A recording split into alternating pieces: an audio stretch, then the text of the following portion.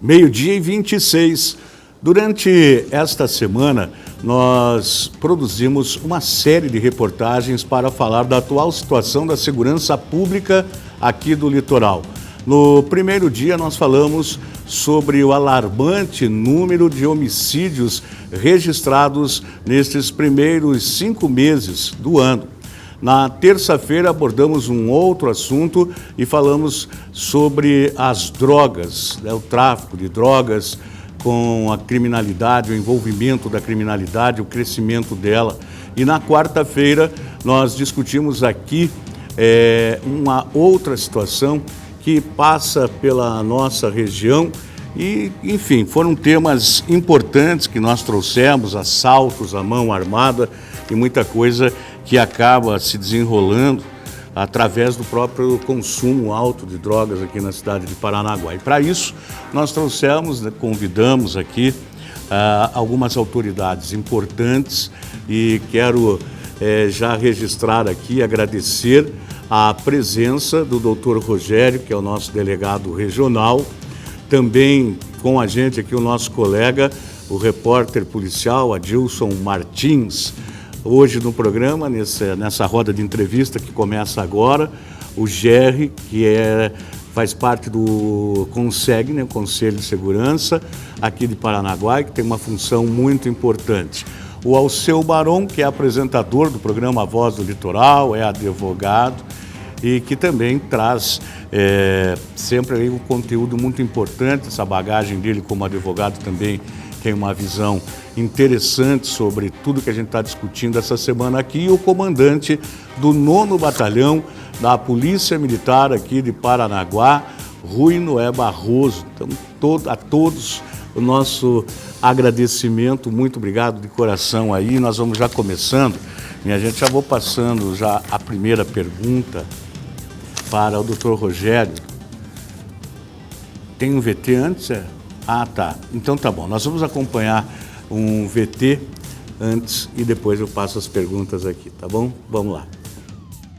Segundo dados do Departamento de Jornalismo da TVCI, de janeiro até os primeiros dias de maio de 2018, em todas as 7 cidades do litoral, houveram 68 mortes violentas.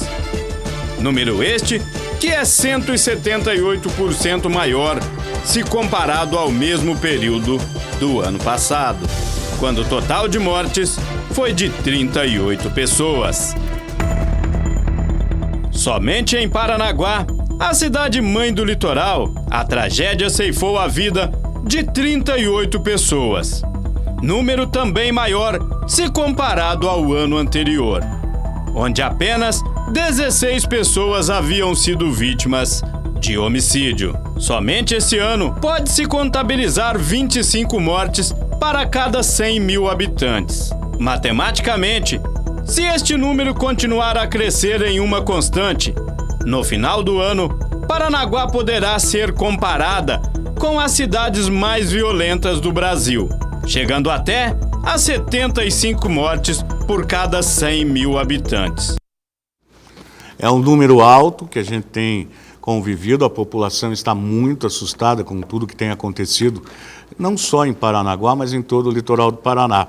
Um dos nossos convidados, Dr. Rogério, delegado regional, para falar de que maneira a polícia faz essa leitura, doutor, porque eu acho que foi um dos anos mais violentos, se não o mais violento de todos, que a gente está vivendo aqui, de que maneira vocês estão combatendo a criminalidade, até porque tem um número grande já de homicídios esclarecidos, a maioria deles relacionados diretamente ao tráfico e consumo de drogas, mas existem outros crimes que acontecem aqui na nossa região. Boa tarde, obrigado pela presença. Boa tarde, obrigado, Tony.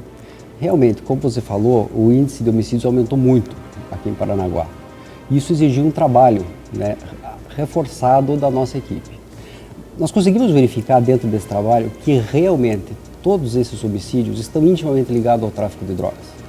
Para que você tenha uma ideia, das 38 mortes violentas ocorridas, 34 dessas pessoas que morreram já tinham envolvimento com tráfico ou consumo de drogas. Isso representa 90% de todos os homicídios ocorridos, Além desse fator, tem outro que chamou muita atenção da polícia na investigação. Esses crimes ocorreram basicamente em duas regiões distintas da cidade. De um lado, Valadares e Vila Guarani, e do outro, Vila Garcia, Comerciários e também Jardim Esperança. É uma região onde o tráfico de drogas é maior em Paranaguá do que em outros locais, né? E por isso mesmo representa um volume muito maior de apreensão de drogas e de prisões em decorrência do tráfico. Para combater esse tipo de criminalidade, a Polícia Civil tem feito um trabalho muito produtivo, muito satisfatório, no meu entender. Dos 38 homicídios que houveram, 32 já estão com autoria declarada. Isso representa um índice de 85%. Para que você tenha uma ideia, no Brasil o índice médio é de 6% de elucidação de homicídios. Na França é 80%, nos Estados Unidos 65%. Então eu não estaria assim enaltecendo em nada mais do que o merecido o trabalho dos policiais da primeira subdivisão e dizer que nesse quesito a gente só está a alcançar ainda o Reino Unido, onde o índice de elucidação de homicídios é de 90%. E isso a gente já vê na rua, né? Nós tínhamos uma média superior a 9 homicídios no primeiro quadrimestre e agora nós estamos com um homicídio já no dia 18 e esse homicídio também já está esclarecido. Tá certo. A mesma pergunta eu gostaria de fazer ao comandante, Tenente Coronel Barroso, porque o senhor como comandante do batalhão e que atende o litoral do Paraná, a gente vê o crescimento, né, também da criminalidade em outros municípios aqui, mesmo dentro daquilo que o delegado falou, Dr. Rogério, as cidades, por exemplo, municípios como Pontal do Paraná, a gente tem convivido não só com homicídios, a gente vai aprofundar isso em outros blocos, mas a onda, né, de criminalidade aumentou demais. A polícia está preparada para esse combate? Boa tarde, Tenente. Boa tarde. Como o Dr. Rogério bem frisou, grande parte dos homicídios, né, estão afetos à questão do tráfico e consumo de substância entorpecente. É verdade que ocorreu um aumento significativo em relação a mesmos períodos anteriores, né? E nós fazemos esse enfrentamento, né? A Polícia Militar, né, está nas ruas, né? O reflexo disso é na nossa estatística de apreensão de armas, de prisão de pessoas, encaminhamento de menores, no caso, não só no que diz respeito a consumo de substância entorpecente, mas também outras ocorrências de natureza furto, de natureza roubo. Mas nós não podemos esquecer que esse aumento da criminalidade, assim como em qualquer grande capital ou mesmo em qualquer outra cidade, ele está afeto a diversos fatores, né? Nós temos fatores sociais, nós temos fatores econômicos, né? É também comprovado que pessoas presas, não só por homicídio, mas pelo cometimento de outros delitos, não só na cidade de Paranaguá, mas também nas outras cidades litorâneas, existe o registro de pessoas de fora. Então nós temos, até mesmo no crime, nós temos uma atividade migratória, né? Então o crime ele migra, e não migra só dentro de um perímetro municipal, ele migra numa condição intermunicipal também. De toda sorte, nós estamos fazendo esse enfrentamento, nós temos alocado todo o nosso esforço, inclusive com medidas extraordinárias no que diz respeito à otimização, né, da sensação de segurança por meio de reforço no policiamento ostensivo, não só em Paranaguá, mas também nas demais cidades litorâneas. Tá certo. Eu quero colocar agora aqui o Alceu Maron na roda, porque o Alceu, você que faz parte de uma família tradicional, teu pai teve uma história maravilhosa aqui na cidade, e eu tenho certeza que naquela época não existia essa onda toda de criminalidade. E você hoje também como apresentador de programa de televisão, como é que você vê o crescimento de toda essa violência aqui no litoral do Paraná? Boa tarde, né? Boa tarde, Dr. Lagos. É um prazer estar aqui no Voz do Litoral, com a sua maciça audiência. O nosso colega Adilson, o Dr. Rogério, o Dr. Barroso, comandante Barroso e o GR do Conselho de Segurança. A presença de vocês aqui já mostra o quão vocês, na função de cada qual, estão abertos a se juntar com a comunidade para encontrar meios da gente vencer essa crise que nós estamos vivendo. E é como o Tony falou, a gente tem vida aqui em Paranaguá a gente nunca viu isso daqui. Sinceramente, nunca viu. O tráfico de drogas tem há muito tempo na cidade, como tem em qualquer parte do mundo. Mas essa sangueira, esse sangue sendo derramado nas ruas do litoral paranaense, especificamente em Paranaguá, um nível maior ainda, a gente nunca viu. Por isso a preocupação da TVCI, e tenho certeza que é a preocupação de vocês, chefia a Polícia Civil e a Polícia Militar. O doutor Rogério colocou aqui que dos 38 homicídios havidos aqui em Paranaguá, 32 a Polícia Civil já tem a autoria declarada desses homicídios, o que mostra realmente um índice elevado, comparado ao Reino Unido e tudo mais. Mas o que também preocupa muito a população é que muitos desses matadores ainda estão nas ruas. E aí a minha pergunta ao doutor Rogério, pode ser ao comandante Barroso também, porque a Polícia Militar também tem um papel importante na captura dos assassinos. Quantos desses assassinos já foram capturados, tanto pela Polícia Civil como pela Polícia Militar? Desses assassinos, 4 já morreram, porque são aqueles que cometeram homicídio no começo do ano, e outros e logo depois entraram em óbito pelo confronto, da briga pelo tráfico. 6 já estão presos e nós temos alguns ainda, 3 ou 4 que ainda não. Certo. Já estão identificados, mas ainda não foram encontrados. Um, por acaso, foi preso nesta madrugada em Matinhos. Certo. Então, dos 32 declarados, 4 morreram e capturados, o senhor pode repetir? 6. Há um trabalho grande pela frente, é claro que não dá para capturar do dia para a noite, a gente entende o trabalho. E eu quero deixar muito claro aqui a minha posição, sabe, Tony? Eu vejo o valor da tropa da Polícia Militar e dos seus investigadores, dos 2 delegados, o doutor Rogério e o doutor Nilson, aqui no Litoral Urgente, assistindo aqui o Voz do Litoral, a gente sabe o empenho dos policiais. Não queremos apontar o dedo para os policiais que servem o litoral paranaense, a gente sabe o trabalho de vocês, mas a gente vê a falta de estrutura das 2 polícias, o que não dá para dizer que a culpa é do delegado ou do comandante. Tenho certeza que vocês passam para os seus superiores a necessidade de uma maior estrutura. Aí, se não vem, é um problema maior de governo, de estrutura de governo. Qual é especificamente, doutor Rogério, a estrutura que a Polícia Civil tem aqui no litoral paranaense, especificamente em Paranaguá, principalmente no campo da investigação? Hoje nós contamos com 16 investigadores de polícia em Paranaguá. Pode até parecer um número não, 16 é bom porque eles estariam investigando, mas não é bem assim. Eu preciso alocar desses 16, 8 para fazer plantão. Eu preciso colocar gente para atender a carceragem, que não é pequena em Paranaguá, está superlotada. Eu tenho superintendência, eu tenho setores administrativos onde eu preciso alocar investigadores de polícia. Efetivamente, quanto sobra para o senhor colocar no setor de investigação? 3 investigadores. 3 investigadores. Paranaguá ou Paranaguá? Paranaguá. Né? Paranaguá, 3 investigadores. Isso, por certo, traz um prejuízo à atividade policial, diária de investigação, né, doutor? Sem dúvida. E para suprir esse prejuízo, para que tenha uma ideia, o ano passado nós perdemos 4 investigadores aqui em Paranaguá. Que foram realocados. Que foram realocados em outros lugares que precisava também, né? Vamos dizer assim, que precisasse mais do que Paranaguá, né? Mas, então, para suprir essa necessidade e também sendo obrigado pela demanda de trabalho que surgiu, você precisa eventualmente deixar um setor mais ou menos bem atendido para colocar uma investigação, né? Então é aquela coisa que para você suprir uma deficiência pontual, você cria uma outra, que não é pontual, e assim é que a gente está trabalhando hoje. Cobertor curto. Exatamente, perfeito. Deixa eu perguntar para o Gé, que faz parte do CONSEG, Conselho de Segurança do Município. Vocês discutem muito, né, esse tema diariamente. Como é que o CONSEG vê esse atual momento que nós estamos vivendo? Eu tenho visto aqui, através inclusive das reportagens do Adilson, que já vai participar também, que há um crescimento considerável aí na onda de criminalidade como um todo. Como que vocês fazem essa leitura? Boa tarde, Tudo boa bem, tarde a Jair? todos. Boa Obrigado tarde. pela oportunidade de estar aqui, em nome do CONSEG.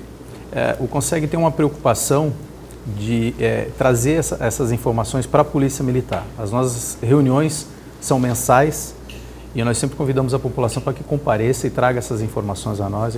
Inclusive, o delegado sempre está presente, o coronel também nas nossas reuniões. E é um momento de interagir entre a população, suas necessidades e as forças policiais. O CONSEG está ali para intermediar essas informações, para poder levar isso à polícia e amparar da melhor forma possível. Criamos alguns projetos como o Vizinho Vigilante, que é muito importante. Hoje ele está funcionando, já tem uma rua piloto, São grupos de WhatsApp, são células ou vizinhos que se comunicam por grupo de WhatsApp, localizando veículos que não são do local, pessoas que estão circulando mal intencionados. A Rua Lípio dos Santos. A placa, até eu vou mostrar a placa para vocês, que identificam as casas, né? Essa aqui é a placa, identificam as casas que são participantes desse grupo. A ideia é primeiro pelas ruas e depois no bairro. Essa é uma preocupação constante do CONSEG em fazer captar essas informações e trazer elas para a polícia da melhor forma possível. Isso é importante. Nós chamamos de polícia comunitária. Esse é um termo usado pela coordenação estadual. Nosso trabalho não é repressivo, mas de alguma forma nós temos que auxiliar as polícias, né? Só nos unindo com a população, trazendo essas informações, participando das reuniões do CONSEG, nós podemos trazer um objetivo, uma informação mais precisa para que eles possam atuar dentro da segurança. É o melhor formato. Importante. Por isso que a gente sempre fala aqui a importância de se registrar um boletim de ocorrência. Às vezes a pessoa, mas não adianta e muito. Através do boletim de ocorrência que se faz o mapeamento que a polícia pode cobrar de seus superiores, infraestrutura, como disse o Alceu, quem sabe mais policiais, mais carros, enfim. O Adilson Martins, nosso colega, boa tarde, Adilson. Você tem uma pergunta para o Dr. Rogério, é isso? Isso, boa tarde, Tony, boa tarde a todos.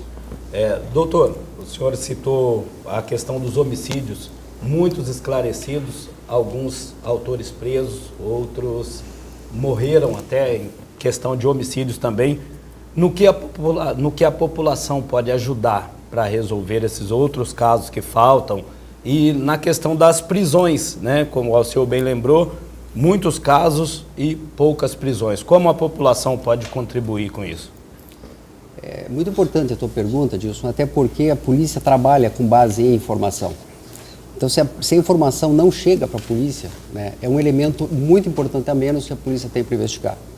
E mesmo que a informação, por menor que seja, ela pode ser importante, porque a polícia, depois, para elucidar um crime, é como se fosse para montar um quebra-cabeça.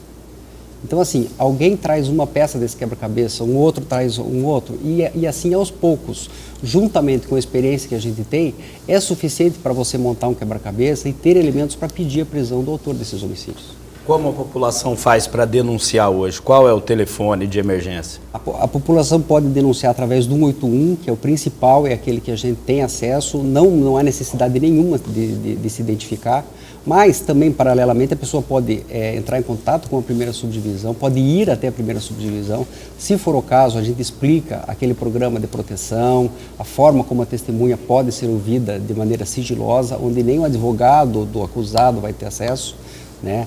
Então, assim, nós temos muitas formas de proteger a identidade das pessoas, até para que isso sirva de um incentivo, para que as pessoas denunciem. Não só registrar o boletim de ocorrência, é fundamental o que o Tony falou, o boletim de ocorrência seja registrado, porque se ele não é registrado, não chega ao nosso conhecimento, né? Mas além do boletim de ocorrência, é dizer aquilo que sabe. Isso é muito importante. Fazer segurança pública não se resume a poder público e a polícia. A população é uma parte fundamental nesse tripé que visa aquilo que toda a gente quer, né? Que é o bem comum, que é a paz, é a tranquilidade. Certo. O senhor falou em quebra-cabeça, eu vou aproveitar esse gancho e passar para o Maron aqui, porque nós temos um assunto que é um verdadeiro quebra-cabeça que parece que está em andamento, né, Maron? E que foi um delito que, graças a Deus, não tirou a vida de ninguém, mas que incomoda muito aqui a população de Paranaguá, porque também é um crime que nunca teve aqui. Agora nós vamos sair um pouco do tráfico de drogas. Mas a bandidagem como um todo está folgada, né? Infelizmente está folgada.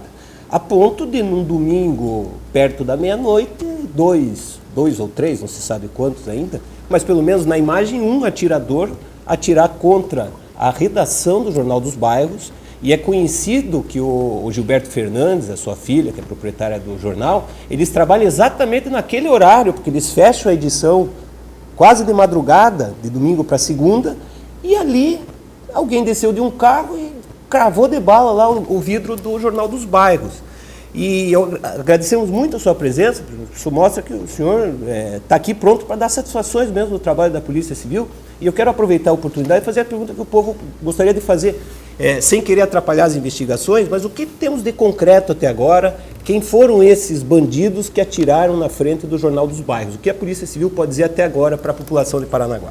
Esses disparos foram efetuados aproximadamente 10 minutos depois que o proprietário do Jornal dos Bairros fechou, né, o jornal e foi para os fundos, onde ele reside. O inquérito policial instaurado está correndo, está dentro daquilo que a gente esperava desse procedimento, mas diante da possibilidade de atingir ou até de você determinar não só o autor dos disparos, mas também eventual mandante ou alguém que deu cobertura na saída, esse inquérito policial está sendo mantido em sigilo. Então, nenhum comentário a respeito de investigação, das pessoas que foram ouvidas, de testemunha vai ser feito, porque assim, o meu interesse maior é descobrir quem foi. E eu não posso deixar que qualquer informação que eu dê seja precipitada a ponto daquela ou daquelas pessoas souberem e isso atrapalhe ou até inviabilize a investigação. Existe um prazo inicial para os inquéritos da Polícia Civil, que são 30 dias, que podem ser prolongados a pedido do delegado, determinação do delegado. O senhor pediu mais 30 dias, qual é o prazo que está correndo esse inquérito? Eu pedi a prorrogação do prazo. Aí fica a critério do promotor de justiça determinar se serão 30, 60... Ainda não determinou? Não, ainda não. Certo. Mas as investigações seguem? Seguem, independente. A população pode estar otimista de que nós vamos chegar ao mandante? Eu estou e espero que a população também esteja. Bom, se o senhor está, a população estará. Fique tranquilo. Muito bem. Nós vamos para um intervalo comercial e daqui a pouquinho a gente volta com mais perguntas nessa sequência, essa roda de entrevista que a gente está realizando hoje aqui na TV CI sobre segurança pública. É rapidinho.